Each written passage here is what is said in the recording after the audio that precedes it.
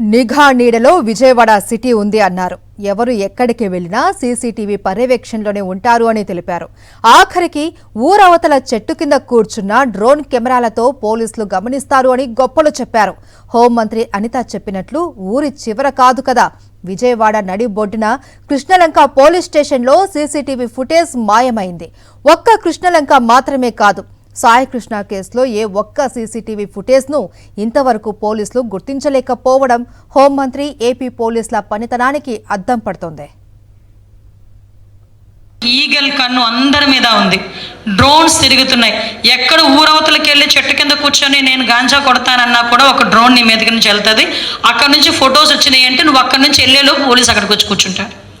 అంటే అంత స్ట్రిక్ట్గా కూడా ఈరోజు సర్వేలెన్సెస్ అనేవి పనిచేస్తున్నాయి. ఈరోజు విజయవాడ కమిషనరేట్లో సుమారుగా ఏ మూలకెళ్ళినా కూడా ఈరోజు సీసీటీవీ కెమెరాస్ పనిచేసే పరిస్థితులు ఉన్నాయి.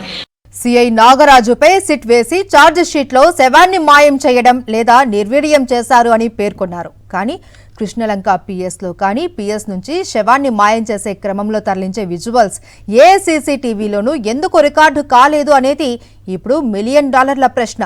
టెక్నాలజీ పెరిగిన తర్వాత కేసుల ఛేదనలో కీలకంగా మారిన సీసీటీవీలు విజయవాడ లాంటి గ్రేటర్ నగరంలో పనిచేయడం లేదు అంటే రాష్ట్రంలో శాంతి భద్రతల స్థితిగతులను అర్థం చేసుకోవచ్చు.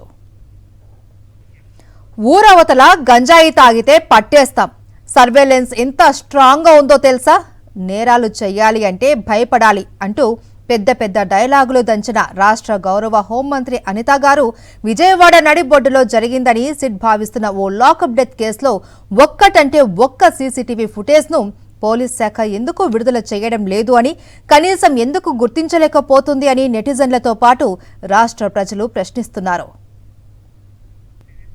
కూటమి అధికారంలోకి వచ్చిన తర్వాత నేరాలలో ముందున్న రాష్ట్రాలతో ఏపీ పోటీ పడుతుందని ఈ ఘటనే రుజువు చేస్తుంది. రాష్ట్ర పాలనా యంత్రాంగం, ముఖ్యమంత్రి నివాసం, రాష్ట్ర రాజధానిగా చెప్పుకుంటున్న ప్రాంతం ఉన్న చోటే పోలీసుల పనితీరు, సీసీటీవీల పనితీరు ఇలా ఉంటే ఇక రాష్ట్రంలో మిగతా పట్టణాలు, టౌన్లు, గ్రామాల పరిస్థితి ఏంటి అని హోంమంత్రిని ప్రజలు నిలదీస్తున్నారు. మరిన్ని అప్డేట్స్ కోసం ఛానల్ ను సబ్స్క్రైబ్ చేయండి. నోటిఫికేషన్స్ కోసం బెల్ ఐకాన్ పై క్లిక్ చేయండి.